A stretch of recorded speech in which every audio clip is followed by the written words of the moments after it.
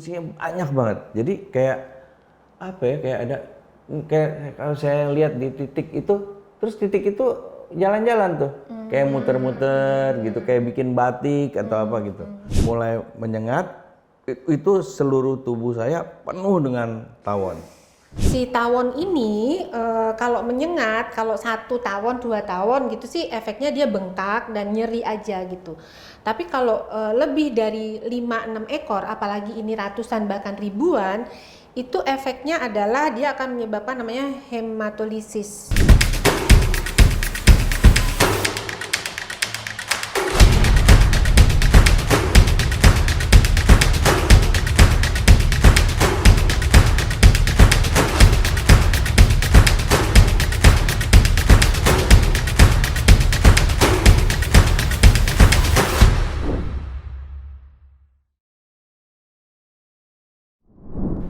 Halo teman-teman Rock to Rock Sariwiduri, kembali lagi dan sekarang di studio Rock to Rock ini ada kedatangan tamu spesial. Teman-teman saya ada Dr. Lita, ada Kak Oci, apa kabar? Baik.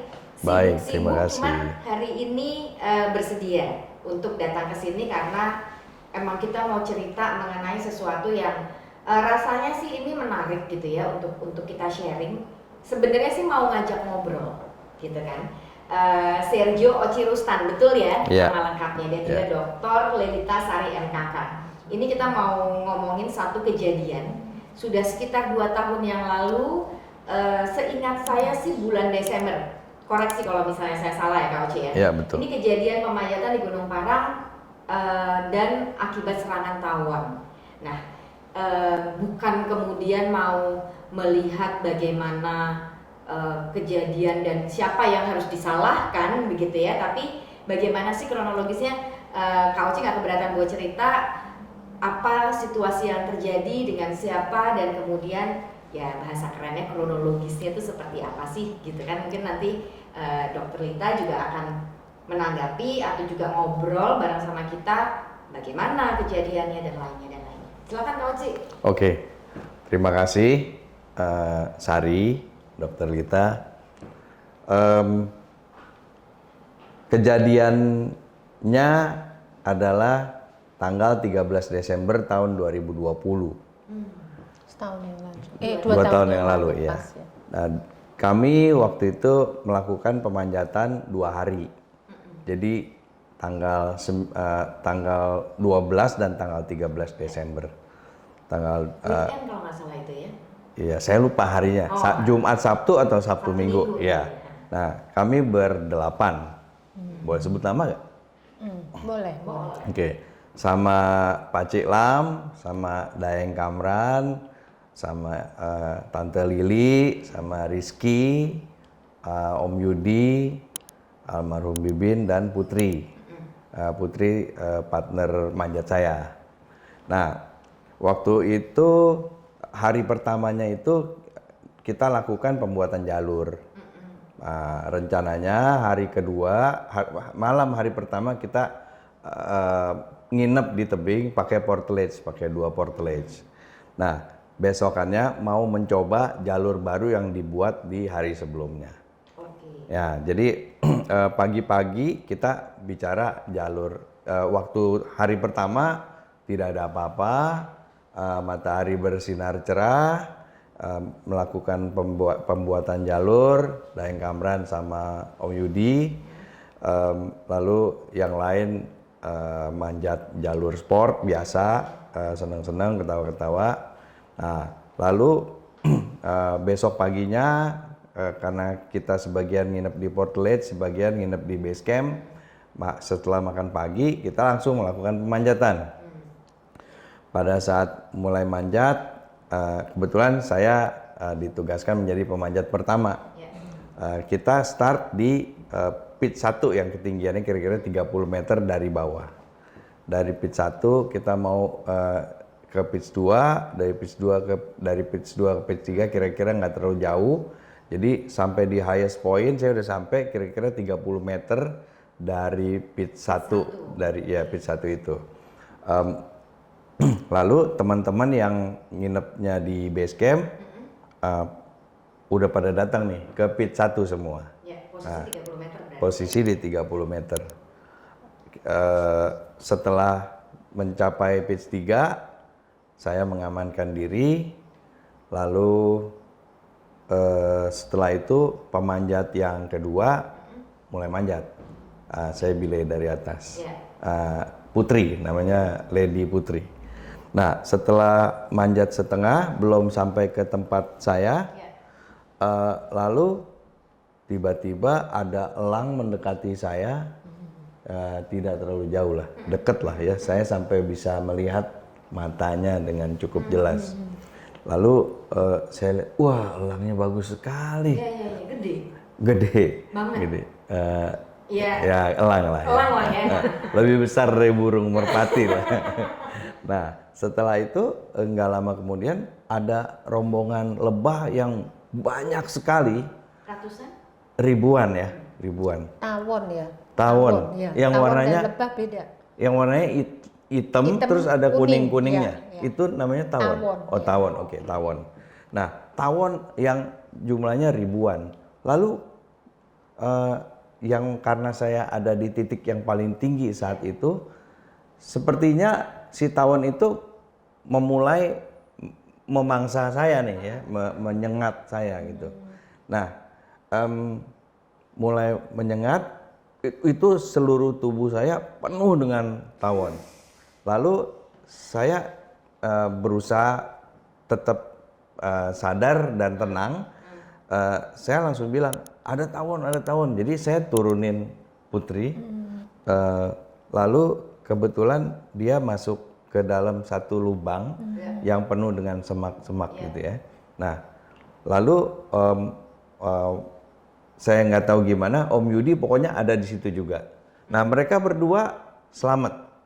Om Yudi katanya kena satu, tapi Om Yudi ngerti. Lalu dia oleskan badannya dengan satu daun yang sehingga tawon yang lain nggak ngincer dia. Nah, sisanya kan kita berdelapan, 2 orang selamat, 6 orang semua disengat. Dan saya bisa melihat di bawah itu pada kocar-kacir lari di pitch 1 itu terasnya agak besar. Itu nggak kelihatan orangnya lagi. Semua orang cuma kelihatannya tawon. Tawon. Jadi banyak banget. Nah, pada saat itu saya cuma berpikir pokoknya pemanjat kedua sudah talinya udah kendor, saya mesti turun nih. Saya mesti turun, kalau mau ke bawah ya harus satu-satu kan, satu pitch dulu. Saya berusaha, nah satu lagi. Waktu disengat, saya tidak merasa sakit sama sekali, Dok. Sama sekali tidak merasa sakit. Sampai sekarang saya tidak merasa bagaimana sakitnya tawon, mudah-mudahan saya nggak disengat lagi. Nah, lalu saya berusaha untuk mengarrange tali supaya saya bisa ke bawah. Sampai ke singkat cerita sampailah di pitch 1. Sempat stuck talinya karena ternyata satu ujung tali itu masih ada di harnessnya Putri, jadi tegang. Jadi saya nggak bisa turun gitu. Itu aja perlu waktu beberapa saat untuk kok talinya nggak bisa turun lagi gitu ya. Terus habis itu Putri masih ada talinya di harness, iya coba dilepas. Begitu dilepas saya bisa turun. Turun di pitch 1. Nah, pada saat saya turun di pitch 1, teman-teman udah nggak ada, udah turun. Artinya yang di lubang saya nggak ngelihat, yang lain Pak Ciklam, Om Daeng Kamran, sama Tante Lili dan Rizky udah nggak ada di situ. Harusnya turun. Ya, harusnya turun. Jadi tinggal almarhum Bibin sama saya di pitch 1 itu. Nah, kita singkat cerita, pokoknya kita di situ terus sampai mau turun tuh nggak bisa lah gitu ya. Mungkin udah terlalu lemas atau apa gitu. Nah, jadi setelah itu kita diam aja di situ. Terus kalau mau ngambil barang nih di Portledge ada sleeping bag atau apa gitu. Begitu bangun itu kita tiduran. Begitu bangun, wah itu suara tawonnya karena banyak itu seperti drone yang gede kali ya gitu. Jadi, gitu. Jadi Itu ya kedengeran banget ya. banget kedengeran banget. Nah jadi nggak bisa kita tiduran lagi. Nah karena disengat terus-terusan semua badan kita itu mungkin tubuh bereaksi. Sorry saya mencret jadinya. Yang almarhum Bibin juga mencret. Nah terus tapi saya punya beberapa poin yang di waktu pemanjatan itu. Yang pertama, saya pakai celana panjang yang bawahnya sini karet, memang buat celana climbing. Lalu ininya kan ketutup harness, jadi dari pinggang ke bawah saya tidak tersengat sama sekali. Dari sini ke bawah ke atas saya pakai kaos tangan buntung, ya si tawonnya masuk juga lah pokoknya semua sampai benar. Satu lagi, saya kebetulan selalu pakai buff di leher. Jadi pada saat itu buff dinaikin, udah banyak tawonnya di dalam buff itu. Iya, tapi saya nggak kepikir lah ya waktu itu. Pokoknya saya pakai aja daripada banyak tawon lain yang nanti datang. At least cuman segitulah, cuman yang di situ. Tapi terus belakangan saya ingat-ingat juga ya, tawon katanya kalau sekali nyengat terus dia mati atau gimana lah gitu ya. Jadi mungkin pada saat itu yang ada di sini pun udah potensi untuk nyengatnya udah nggak ada gitu ya. Cuman waktu itu sih saya nggak kepikir itu. Pokoknya saya udah tutup aja. Tapi nggak bisa sampai ke sini karena pakai helm kan. Pada saat kapan tuh Kak Oci terus nutup begitu pas masih di atas? Masih di tengah yang pas stuck itu. Sudah stuck. Udah turun berarti ya. Udah. Nah, tapi saya ingat-ingat lagi.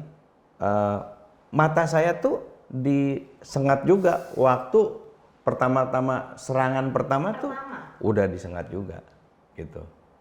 Nah, dan saya nggak bisa nutup mata saya karena saya harus arrange turun gitu ya.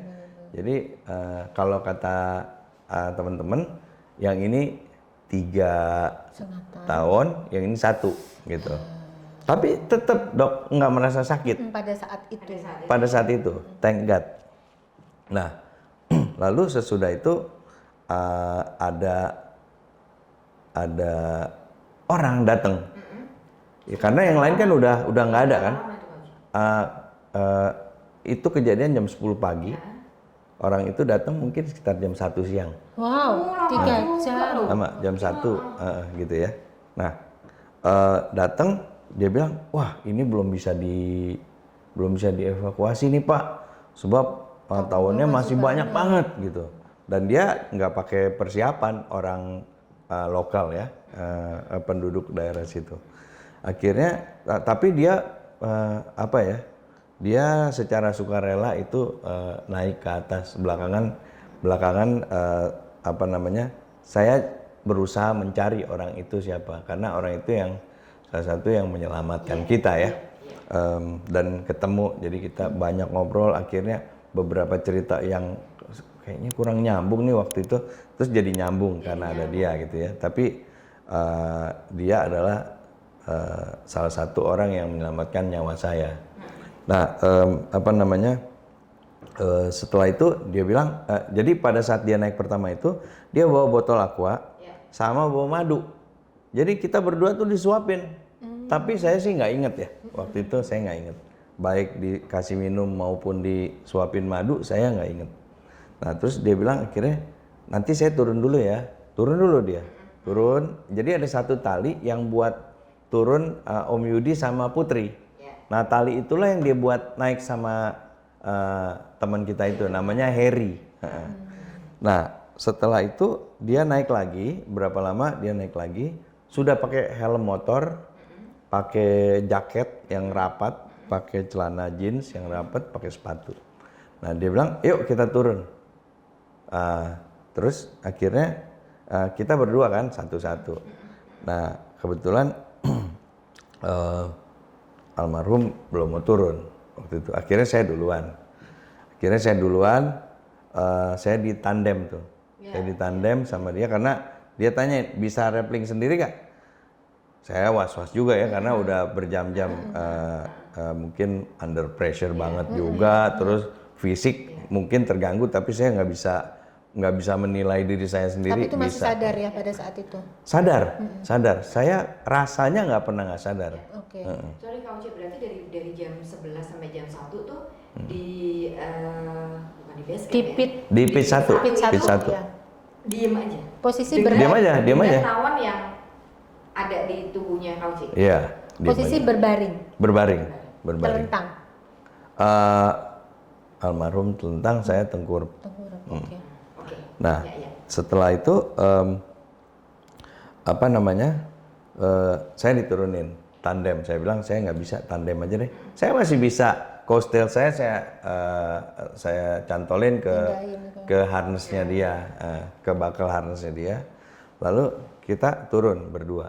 Nah, sampai di bawah apa namanya? Udah ada orang yang menyambut saya.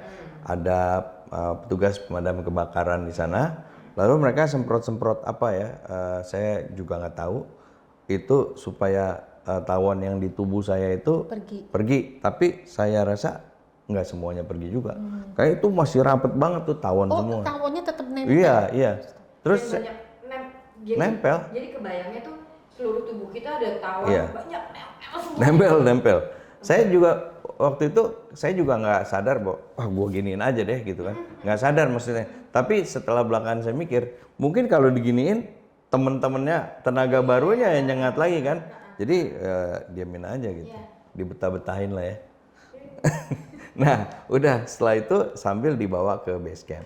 Nah, di base camp tuh saya udah lupa apa yang terjadi. Padahal kan yang saya tahu celana saya udah kotor sekali, ya kan? Tapi pada saat sampai rumah sakit, kayaknya celana saya nggak kotor kata istri saya yang belakangan yang nemenin saya selanjutnya. Nah, itu saya turun jam 2 ya, jam 2 ya. Nah, almarhum turun belakangan jam 4 baru turun. Setelah itu kita sambil nunggu ambulans datang, itu dicabutin tuh sama teman-teman dan ibu yang jaga base camp itu, dicabutin sengatnya sambil kita tiduran. Nah, sambil tiduran. Pada saat itu kondisi masih sadar penuh tuh dicabutin, atau sudah ngerasa sesek atau apa gitu, ada yang dirasa? Saya nggak pernah merasa terganggu pernapasan atau jantung berdegup, nggak pernah itu. Cuman mungkin pada saat itu karena saya pikir saya udah lega nih, udah terbebas dari bahaya, saya tidur kayaknya. Tidur. Karena sudah raya dari rilis juga udah rada tenang. Iya, Plus malah. iya. Orang masih bisa bercanda katanya waktu itu. Udah akhirnya habis itu tiba-tiba pokoknya inget-ingetnya lagi, ini di mana ya gitu. Mata saya udah nggak kelihatan apa-apa. Rupanya di ambulans.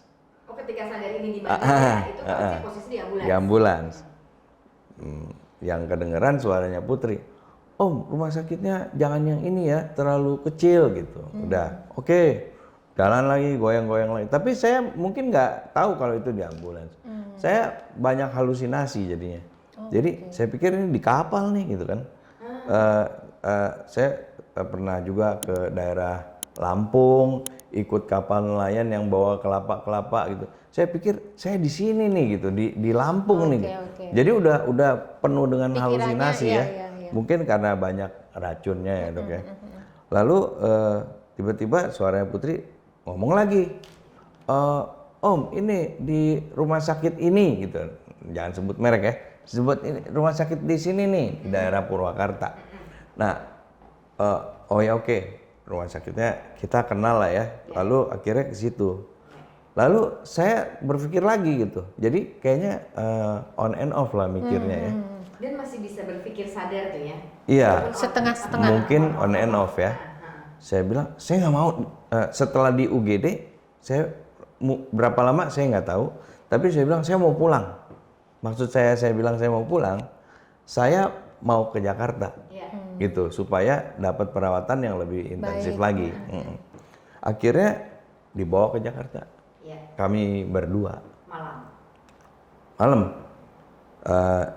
Katanya sampai di RSCM itu jam 1 pagi atau jam berapa lah. Oke, kejadian jam 10 pagi sampai Ya, jam 1 iya, malam berarti iya, ya.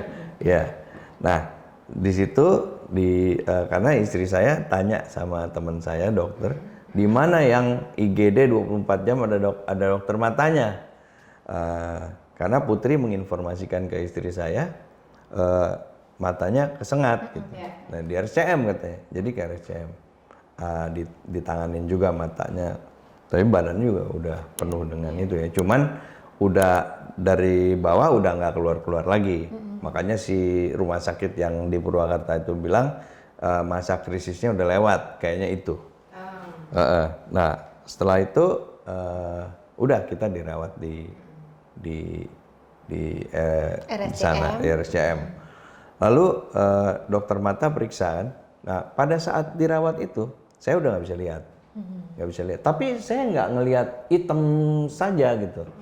Itu ilusinya banyak banget, tapi tidak menakutkan. Ilusinya banyak banget. Jadi kayak apa ya? Kayak ada kayak kalau saya lihat di titik itu, terus titik itu jalan-jalan tuh, kayak muter-muter gitu, kayak bikin batik atau apa gitu. Gitu. Terus kadang-kadang ngelihat kayak film jadinya, ngelihat film yang dulu waktu saya masih kecil mungkin saya nonton gitu. Jadi banyak ilusinya banget lah gitu. Nah, si dokter mata rupanya juga pengen mengoperasi mata saya. Tapi karena tubuh saya penuh dengan racun kan pasti di rumah sakit kan di tes darah ya, diambil darah ya, Dok.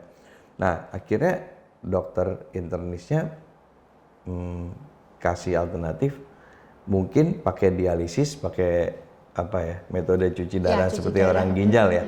Seperti orang sakit ginjal, mungkin bisa nih. Akhirnya dilakukanlah itu. Nah, setelah itu darah saya menjadi lebih bersih dari racun-racun itu. Jadi itu dilakukan karena memang untuk operasi mata. Iya, karena berapa hari di RSCM, hari kedua langsung? Saya lupa ya, mungkin hari kedua atau hari ketiga ya, gitu ya. Secepatnya lah pada saat ya, itu secepatnya.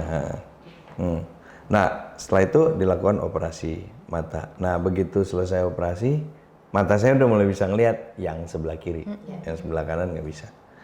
Tapi buram sekali, buram sekali.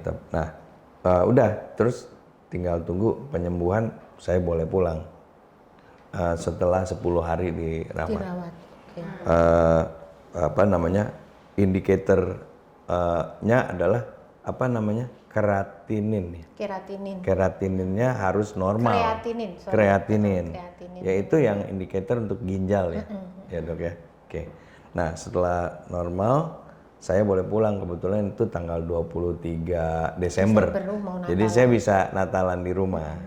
Nah, kejadiannya yang di tebing seperti itu. Nah, lalu teman-teman Daeng Kamran besoknya naik lagi ke tebing itu. Karena kunci mobilnya ketinggalan di atas. Kalau nggak bisa pulang. Naik lagi, diserbu lagi. Di sana. Daeng Kamran kan orangnya memang berani sekali ya. Terus ransel diturun-turunin sama dia supaya bisa pulang dia. Nah, sebulan kemudian pun mulai teman-teman dari teman-teman pemanjat datang ke sana untuk mengevakuasi karena alat-alat semua masih di situ. Iya, iya. Tapi udah nggak ada tawonnya lagi waktu itu. Nah, setelah itu saya dirawat untuk khusus matanya. Badan semuanya udah sembuh. Sekarang sih sudah 100% sembuh. Tinggal matanya masih perawatan. Iya. Kira-kira begitu, Kak Sari, dokter. Jadi artinya cukup lama juga ya kemudian dari kejadian itu sebulan kemudian baru ada evakuasi teman-teman pemanjat ya baru ke situ lagi ya? Ya mungkin Ya, waktu itu mungkin, kan masih nah. PPKM ya, masih Ya, PPKM. benar. Jadi Oh itu saat pandemi ya berarti Iya. kejadian. Saat pandemi makin dan pandemi kita makin sering ke tebing karena di tebing enak kan, nggak usah pakai Iya, masker, betul. cuma ada kita aja. betul dan tahun baru kan Menjelang tahun. lewat tahun baru Iya. panjang tuh. Iya. Itu pasca kejadian. Kak Oci ada trauma nggak? Nggak ada, Nggak ada. nggak ada. Dalam hal memanjat mungkin emang enggak ya dari dulu udah hobi. Tapi kan sesuatu yang ini kan shock ya. Satu kejadian yang mungkin kita nggak duga, kita juga nggak ada yang mengharapkan, tapi tidak menciptakan trauma. Kalau saya kan sampai sekarang pun mata saya nggak terlalu bisa lihat jelas. Kalau di suara tawon gitu, males aja. Tapi ya nggak sampai yang lari takut gitu, nggak juga sih. Recovery mata masih berjalan, tapi Ya. secara Psikis, fisik Badan sih udah 100%. Secara 100%. psikis masih berproses juga nggak ya itu tadi ya selain dengan suara-suara. Psikis dengan kondisi mata yang seperti ini, rasanya saya akan memang harus beradaptasi dari segi kegiatan ya. Yang tadinya bisa ngapa-ngapain aja, sekarang jadi lebih terbatas. Tapi rasanya sih saya tetap masih bisa berpikir dengan mengutamakan logika ya. Jadi saya berusaha kayak emosional misalnya, gue nggak tahu lagi masa depan kayak gimana. Ya nggak juga sih. Mungkin karena udah agak berumur dikit ya. Iya. Iya. Tapi paling tidak kan juga bisa mengingatkan teman-teman yang masih muda juga untuk bukan jangan ya, tapi apa-apa sih yang harus dipersiapkan begitu ya. Jangan sampai hal-hal yang kita tidak harapkan kejadian lagi. Dok, kalau dengar ceritanya Kak Oci gitu ya, bahwa Kak Oci juga bukan baru manjat kali itu gitu kan ya, udah belasan dan puluhan tahun bahkan gitu kan bermain-main dengan tebing. Bandel katanya kan memang. Nah, kalau menurut dokter, gimana sih kejadian ini? Maksudnya apa ya? Secara itu berada di tempat terbuka. Kemudian banyak sebenarnya pertanyaan gue tuh ya, dari jenis tawonnya, dari cara menyerangnya, dari impactnya ke badan kita itu, dan juga persiapannya, terutama keselamatannya, persiapan itu gimana sih dok? Oke, pertama sih yang mesti kita tahu lebih dulu tuh tawon dan lebah adalah dua spesies yang berbeda. Kalau lebah tuh yang menghasilkan madu, dia kan kecil-kecil itu kan, dan sengatnya itu tidak berbahaya. Itu adalah Bee. Kalau ini horstep ya, bahasa Inggrisnya apa ya? Dia gendut, terus garis-garis oranye-oranye, terus dia ada pinggangnya kecil gitu. Kalau istilah Jawanya itu tawon endas. Nah, bahasa ilmiahnya tuh Vespa affinis. Tawon Vespa ya. Tawon endas Vespa ya, dia Vespa affinis. Nah, si tawon ini kalau menyengat, kalau 1 tawon, 2 tawon gitu sih efeknya dia bengkak dan nyeri aja gitu. Tapi kalau lebih dari 5-6 ekor, apalagi ini ratusan bahkan ribuan, itu efeknya adalah dia akan menyebabkan namanya hematolisis. Dia akan mengganggu ke darah kita. Jadi ke darah, kemudian yang kedua dia juga bersifat rhabdomyolisis, dia itu menyebabkan kerusakan pada otot. Ya.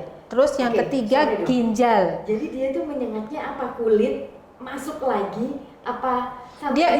Dia sengatnya kan gede ya, dia cukup panjang gitu. Jadi dia nyengat sampai kedalamannya bukan cuma di epidermis ya, mungkin dia sampai ke bawah epidermis, nggak cuma di permukaan ya, kan tapi kulitnya lapis-lapis ya dia kan gitu ada epidermis, dermis gitu kan. Nah dia agak-agak dalam itu, dan efeknya dia kalau jumlah tawonnya banyak itu sistemik itu artinya efeknya akan ke seluruh tubuh. Kalau 1-2 ekor dia lokal kan, dia lokal aja di situ gitu. Terus ditambah juga apakah orang yang disengat ini punya bakat alergi. Nah mungkin Bang Oci dalam hal ini nggak punya riwayat alergi sebelumnya, Nggak sehingga proses penyembuhan dia di tubuhnya sengatan itu berlangsung dengan baik gitu, dan yang tersisa adalah yang di mata gitu. Sementara ada satu orang lagi mungkin ya yang lebih berat gitu.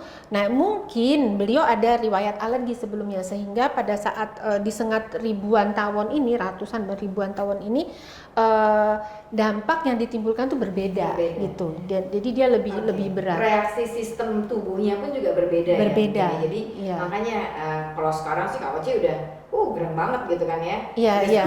Terus pada saat kejadian juga beliau nggak ada sesek. Karena salah satu hal yang mesti kita pantau itu kan sesek napas, takutnya dia ada pembengkakan di saluran nafasnya seperti itu, dan itu tidak terjadi gitu. Cuman aku yang tertarik banget tuh tadi waktu Bang Oci cerita mulai halusinasi. Jadi ternyata efek dari sengatan Vespa afinis ini itu juga ensefalopati. Jadi ada gangguan ke otak juga gitu. Jadi makanya ada timbul halusinasi tadi. Itu kayak mirip-mirip kalau orang melakukan pendakian di ketinggian yang tinggi banget, terus terjadi pembengkakan di otak gitu kan dia kayak halusinasi juga. Nah tapi ini karena sengatan dari tawon, dan itu terjadi gitu ternyata. Halusinasi Kak Oci, itu dalam kondisi sadar, setengah sadar, atau apa yang lo rasain? Harusnya sih sadar. Contoh ya, kan dari rumah sakit saya harus ke klinik mata ya untuk kontrol matanya nih. Di kompleks RSCM juga, tapi harus naik ambulans. Paling cuma 2 menit, 3 menit sampai tuh gitu kan. Nah, waktu itu masih belum kelihatan karena belum dioperasi waktu itu. Jadi waktu saya naik ambulans, kacanya ada nih. Harusnya kan saya dengar suara bajai, suara motor, suara mobil, suara bis kota gitu kan. Tapi saya kan nggak kelihatan kan. Yang saya ngelihat itu genteng. Jadi ambulansnya bergerak kan, jalan, itu gentengnya ikut. Kayak gitu. Ya, saya sadar dong harusnya kalau kayak gitu. Cuman matanya yang mata saya atau otak saya tadi misalnya, dia yang memberikan ilusi saya sehingga saya melihatnya genteng rumah yang warna orange itu. Dok, mungkin nggak sih itu terjadi karena shock pada mata, pada penglihatan gitu kan?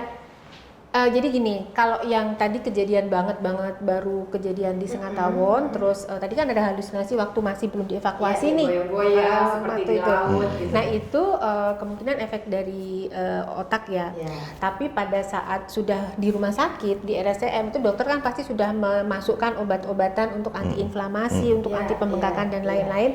Nah ilusi-ilusi itu kemungkinan terjadi karena penglihatannya kan menurun nih, jadi low vision ya istilahnya. Betul. Sehingga memori-memori penglihatan yang ada di otak kan kita tuh melihat karena ada simpanan memori di otak kan. Nah itu yang muncul gitu. Jadi Bang Oci itu seakan-akan melihat genteng gitu. Nah itu kan sisa memori yang ada di otaknya gitu. Itu yang muncul seperti itu. Bukan genteng dong, gentengnya ikut jalan. Gitu kan, searah dan seirama gitu kan ya. Nah aku sih pengen juga menanggapi tadi yang waktu kejadian kan ada yang nolong kasih minum madu dan air gitu ya. Nah itu sebenarnya mesti berhati-hati. Harusnya pastikan betul ini orangnya sadar apa enggak. Karena kalau dia tidak sadar dikasih minum, itu takutnya justru air minum itu masuk ke paru. Sehingga akan terjadi sumbatan jalan nafas. Jadi makanya itu setiap penggiat alam terbuka harus belajar pertolongan pertama, first aid gitu ya. Jadi kalau terjadi suatu kejadian, dia tahu langkah-langkah apa yang harus dilakukan, termasuk kapan boleh kasih minum atau tidak. Minum atau madu harus ketika orang sadar. Sadar penuh. Cara mengecek dia sadar, ajak ngomong. Ajak ngomong. Kalau dia ngerespon, menjawab, berarti dia sadar penuh. Gitu berarti dia sadar penuh. Pak, yang dirasakan apa sekarang gitu kan? Iya nih, aku rasanya pegel-pegel, sakit gitu ya, nyeri gitu. Dia bisa merespon kan, dia bisa menjawab, berarti dia sadar penuh. Aku kasih minum boleh nggak gitu. Nah kalau dia oke, tapi kalau dia diem, nggak menjawab, takutnya dia nggak sadar. Nah orang nggak sadar Iya. itu refleks menelannya nggak ada. Refleks menelan. Jadi kalau kita kasih minum, takutnya tuh malah nyasarnya masuk ke paru karena dia tidak punya refleks menelan. Iya. Tersedak jadinya. Tersedak, Ya. betul. Kalau Ci pada saat kemudian ada di pitch 1 itu kan cukup lama ya.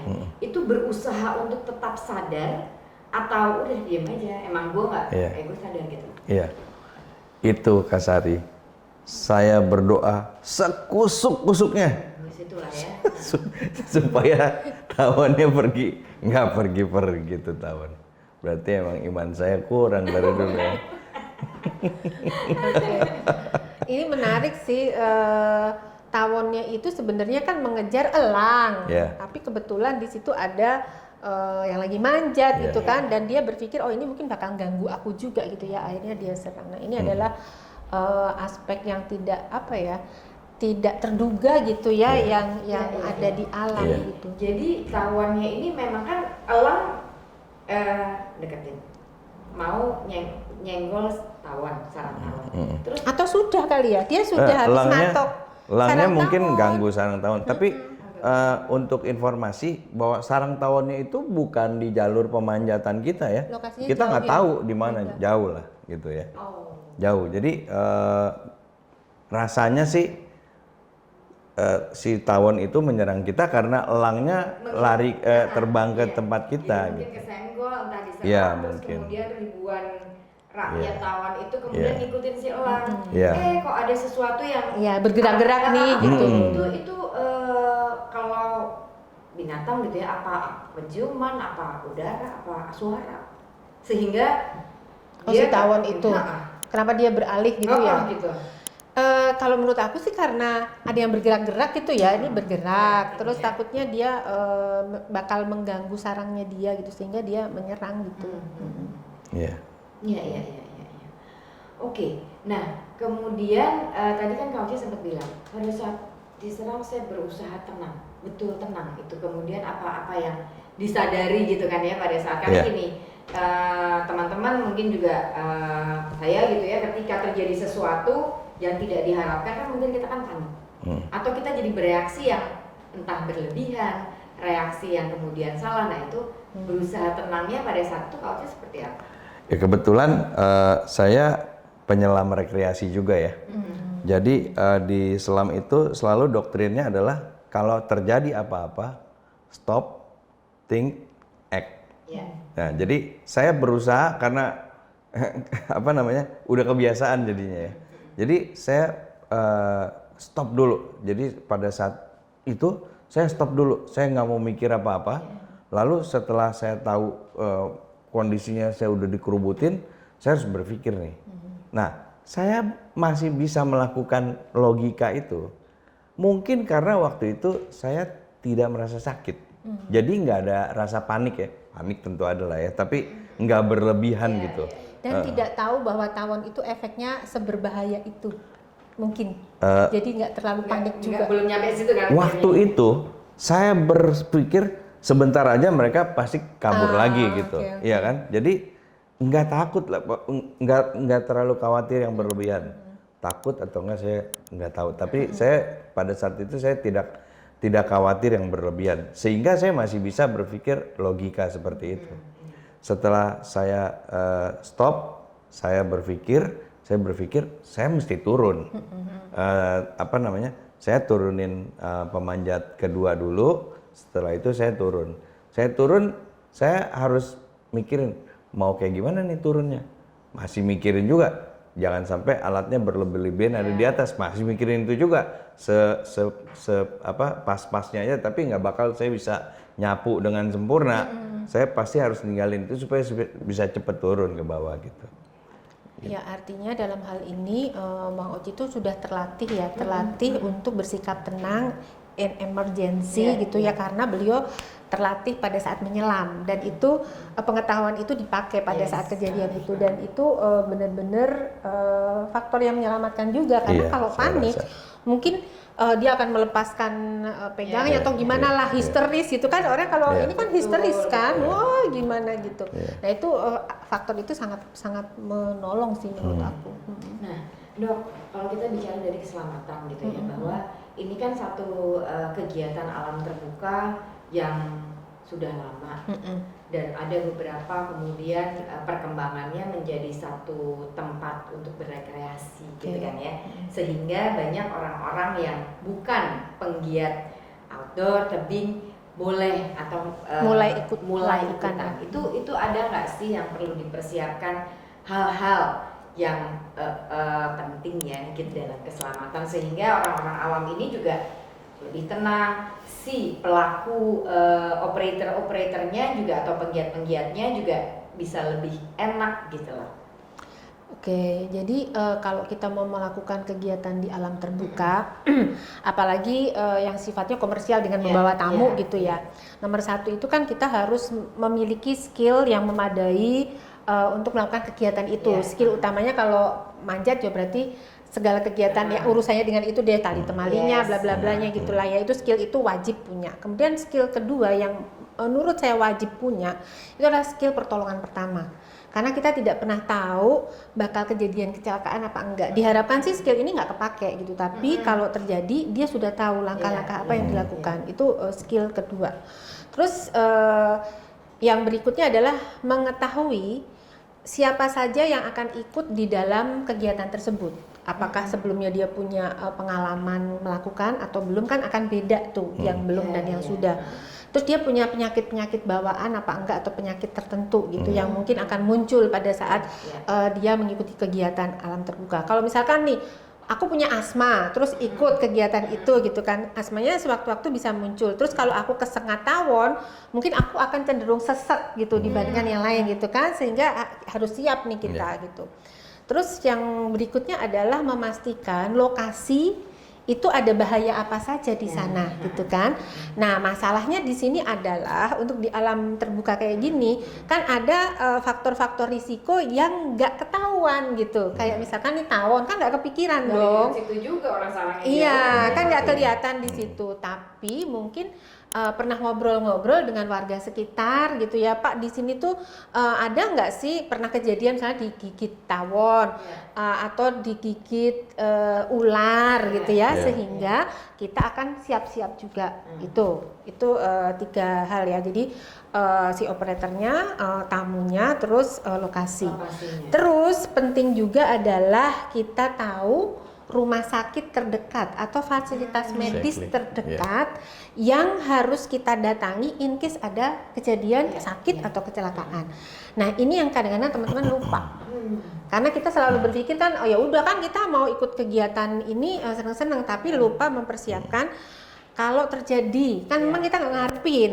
Tapi kadang-kadang gini, ngapain sih dok menyiapin kayak gitu, kayak ngarep mau kecelakaan gitu ya. Di alam kok. Ngarepnya takutnya ngarep kecelakaan gitu, mesti tahu rumah sakit. Tapi itu wajib. Jadi kita harus tahu rumah sakit di mana yang fasilitasnya memadai kalau terjadi kecelakaan. Nah, sebenarnya untuk teman-teman pemanjat kan sudah tahu risiko-risikonya. Satu, patah tulang. Kalau dia jatuh dari ketinggian patah tulang belakang gitu kan. Nah, berarti rumah sakit ini nggak bisa puskesmas, nggak bisa klinik 24 jam gitu kan ya. Itu dia harus survei dulu tuh. Terus siapkan alat untuk pertolongan pertama. Nah, ini yang kadang-kadang juga lupa. First aid kit bawa ala kadarnya. Nah, kalau untuk pemanjatan gini kan paling nggak dia bawa spinal board, repot sih. Tapi kalau itu terjadi paling nggak ada alatnya gitu untuk backup pertolongan pertamanya. Nah, balik lagi ke Kak Oci. Tadi sempat cerita ada satu yang akhirnya menolong. Kang Heri, siapa namanya? Ya, Heri. Itu apakah dia punya skill? Maksudnya kan tadi kan Kak Oci sempat cerita bahwa gue di tandem deh gitu kan ya. Terus dia turun lagi, dia ngasih madu, terus dia turun lagi kembali dengan helm dan segala macam. Artinya kan dia bisa. Sempat ngobrol nggak setelah itu mungkin dia memang punya skill memanjat atau gimana? Setelah kejadian mungkin hampir setahun, karena saya dirawat bukan di Jakarta. Lalu memang dari sana saya udah kepingin sekali untuk mencari Heri itu ada di mana. Akhirnya setelah saya kembali ke Jakarta, Putri dan saya mencari Heri dapatlah kita ngobrol-ngobrol. Nah, jadi dia cerita dia punya skill manjat karena dia pernah diajarin sama ada pemanjat juga yang main di daerah sana gitu. Nah, yang hebatnya adalah bahwa Harry itu sebenarnya Harry itu warga di sana, tapi dia sedang menghadiri acara keluarganya, yang mana acara keluarganya itu adanya di bawah tebing yang kita lagi panjat itu. Nah, lalu setelah dia dengar kejadian ada pemanjat ya yang disengat sama tawon, dia datengin ke base campnya. Nah, kebetulan dia kenal sama yang jaga base camp, dia dapat cerita bahwa masih ada 2 pemanjat yang masih di atas. Lalu secara spontan Harry pinjam harness, lalu ada tali yang talinya itu yang dari atas sampai bawah itu menjuntai, itu tali yang pasangannya Om Yudi sama Putri sehingga mereka bisa turun. Nah, tali itulah yang dinaikin oleh Harry sampai dapat ke posisi kita berada waktu itu. Satu itu ya. Iya, nah jadi dia nggak ada yang suruh, nggak ada yang apa-apa, memang Inisiatif. Inisiatif dan rasa kemanusiaannya yang tinggi untuk menolong ya, luar biasa Harry itu. Selalu ada cara ya. Ya, selalu ada sisi baik Iya, dalam iya, peristiwa iya. apapun gitu ya. Iya. Terus jadi memang dia punya skill, kemudian dia sampai naik turun lagi naik Iya. tandem loh. Iya, Kan iya, melakukan tandem. iya. Gitu. Nah, pada saat tandem itu tekniknya itu dia menguasai atau waktu itu Bang Oci yang ayo ini tandemnya. Enggak, dia nguasain. Oh, Dia oke, nguasain. oke. Dia nguasain. Karena kita single rope, terus dia rappelling, saya nebeng itu. Jadi saya agak ya gitu, goyang-goyang gitu di bawah ya, tapi nggak apa-apa. Tapi saya juga ngeliatin tekniknya dia, oke gitu. Oke. Waktu itu saya masih bisa lihat. Sedangkan hari-harinya Harry tidak melakukan kegiatan panjat Tidak, memanjat ya. iya tidak. Oh, pada saat itu masih bisa ngelihat ya. Masih bisa lihat. Belum bereaksi ya itu si sengat itu di Iya, mata. saya nggak tahu. Mungkin Iya. udah agak bereaksi atau gimana gitu. Tapi masih bisa. Entah belum bereaksi atau memang karena saya harus melihat, akhirnya melihat gitu kan. Enggak sih, Mungkin juga. itu belum bereaksi. Belum bereaksi ya. Oke. Oke, balik lagi ke Doklip nih. Tadi apa-apa saja situasinya, artinya lokasi, bagaimana orang-orang di lokasi tersebut, kehidupan di lokasi tersebut itu menjadi satu bagian dari ketika keselamatan itu dipersiapkan ya, keselamatan kegiatan. Ya, artinya sebelum melakukan kegiatan kan biasanya ada orang pertama yang melakukan kayak survei gitu Iya. kan.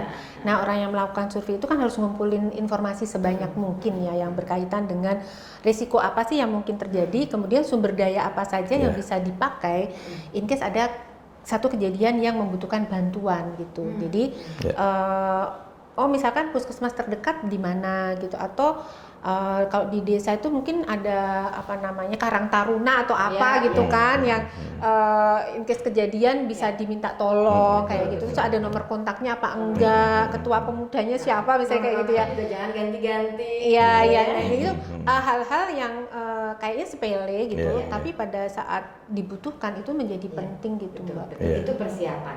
Nah, kalau kita lihat dari sisi industrinya, misalnya bisnisnya itu pun juga harus dipersiapkan seperti tadi rumah sakit terdekat mana, persiapan alat-alatnya, apalagi itu.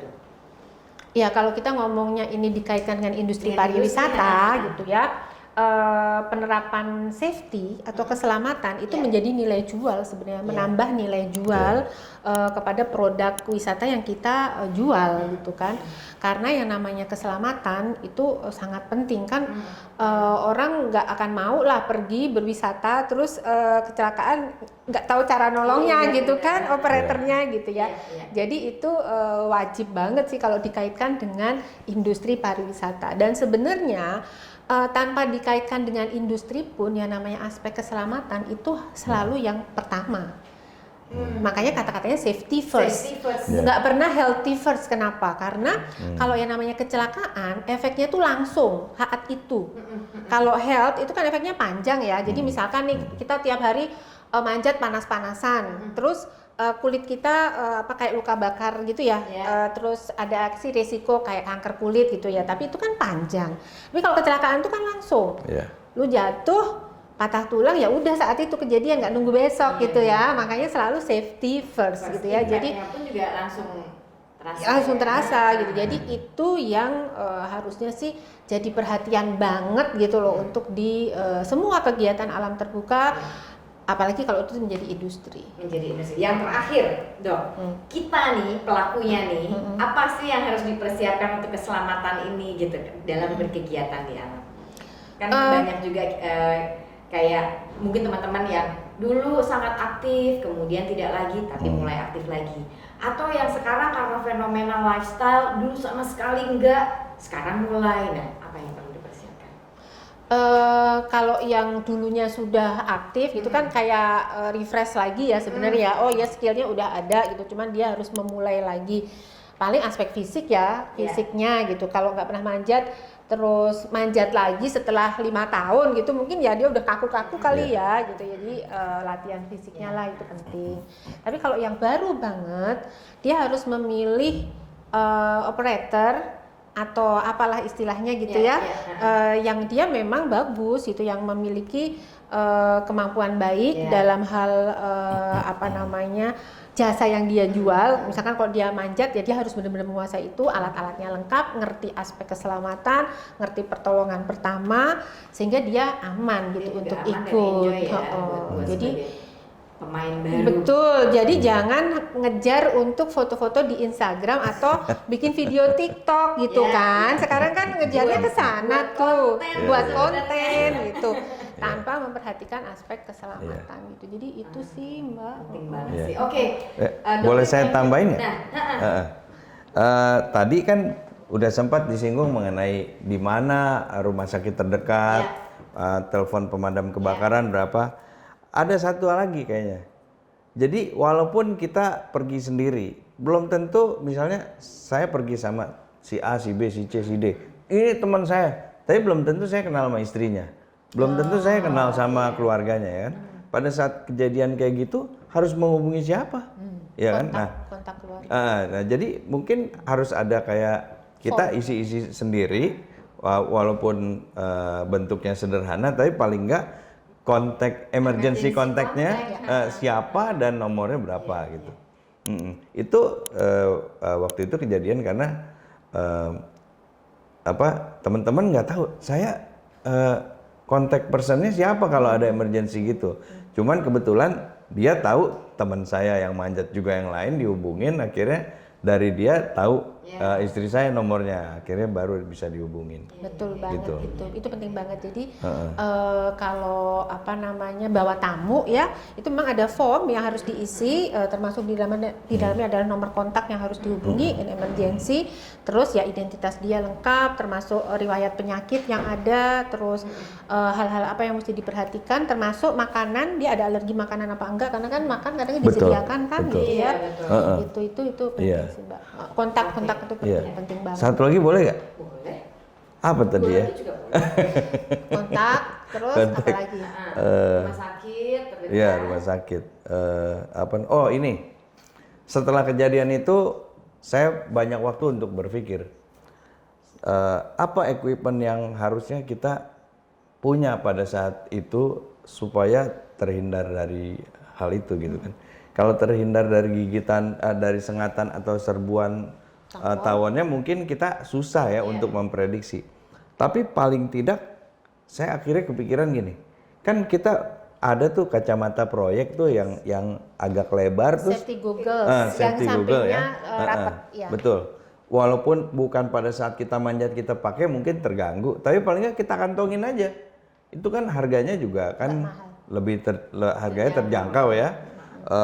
Tapi bukan hanya untuk tawon, tapi misalnya ada pasir-pasir atau apa, itu bisa melindungi mata kita juga gitu. Karena